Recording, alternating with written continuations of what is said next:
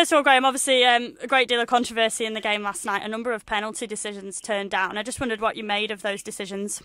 The situation is very, very clear in that there were, there's always going to be appeals, and as desperate measures, it gets more and more frantic. There were, for me, at least, doesn't matter which one, but there was one absolute easy penalty, and different people would pick different ones. But Chelsea should have had a penalty last night without question, and that would have put them out of reach. But you look at it and say, Drogba should have scored a goal and didn't, and Essien should have made a better clearance and didn't.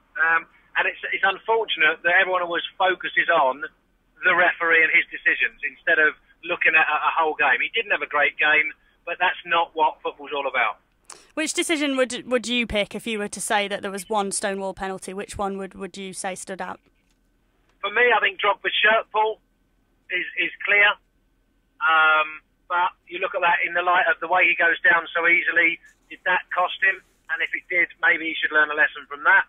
You look at certainly the PK handball as clear. I also think that Eto's handball is very giveable as well. Mm-hmm. So what I'm saying is, the culmination of them all, who knows, if he'd have given the first one, maybe the second and third wouldn't have happened. As he hasn't, it does kind of affect your mood in that situation.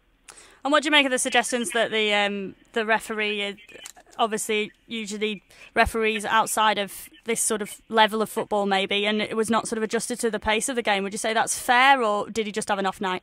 No, he just had an off night. I mean, last year's Champions League final was refereed by Lubos Michel, who operated in Slovakia, not known for its high standard of domestic football, but he was a fine referee, an excellent referee. Anders Frisk, one of the best referees we've ever seen, from Sweden. So, it's not where you're from, it's what you do. Mm-hmm. And obviously we've seen at the final whistle some scenes of very controversial behaviour from the Chelsea players. Did they overstep the mark? I think you could answer that one yourself, Emily, without me telling you. It's not controversial behaviour, it's outrageous behaviour, it's unacceptable behaviour. I do understand, I can understand a player with the frustration that they want to get to the Champions League final. Of course they do, but you have to keep certain bounds of reasonability to your behaviour, and certainly Michael Ballack and Didier Drogba stood out as really behaving despicably. Would there have been a case for both those players being dismissed? Oh, without a doubt. And but the situation is, if you haven't been in that situation, you can't understand quite the intensity of intimidation, of fear for your safety, of your head going scrambled. It's very, very difficult to stay calm when that kind of thing's going on around you. The one feeling you've got is, I just want to get out of here. And for that reason, I don't believe that this is the end of the matter. I think UEFA will be looking at it, even though I know Drogba was shown a yellow card, or Ballack was shown a yellow card. That doesn't matter. This will go on further. UEFA will look at this, rest assured. And you think that you think that should definitely happen? Oh, without doubt, there should be bans going out. I mean, Chelsea's failure to control their players. There were a high number of players. It wasn't just the two I've mentioned involved in surrounding the referee. And yet, I do understand, but I can't empathise with the level that those players went to. There were red cards shown in both of the games. First of all, what did you make of those decisions? I mean, obviously, replays suggest that perhaps both were wrong. Depends if you want to apply law or not. I don't think, for me, replays showed that they were both wrong. I can understand exactly why the referees gave the decisions that they did. I think both were also used their assistant referees, which a lot of people criticise referees for not using their assistants.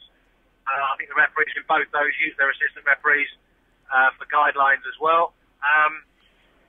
And the red cards, just because it's a semi-final, everyone gets on a crusade. Oh, it's terrible, they shouldn't miss a match. The players, take Fletcher for example, Man United are cruising, doesn't have to make that last-ditch tackle. You can argue all day whether if you get the ball first, it's not a foul. That isn't what law says. It doesn't necessarily matter whether you get the ball first or not. Each that challenge, knowing it was a semi-final, knowing the possible consequences. Yeah. So therefore, he's going to miss the final. Of course, you empathise with the player, but as a referee, you have to apply law as best you can at the time, irrespective of what the match is. And just finally, if those clubs did feel that those decisions were wrong, obviously Fletcher and Aberdeen will both now miss the final as a result of those decisions. Do you think that there should be an appeal system whereby they can put their case forward? No, I don't. Law states that the referee's decision's final, and if you're going to get respect for referees, if you're going to actually get something in to help referees, then FIFA have a mandate which states that after a red card, a player that's sent off must miss at least one match. How many matches is up to the competition or the federation, but they should miss a match in support of the referee. For me, I would endorse that.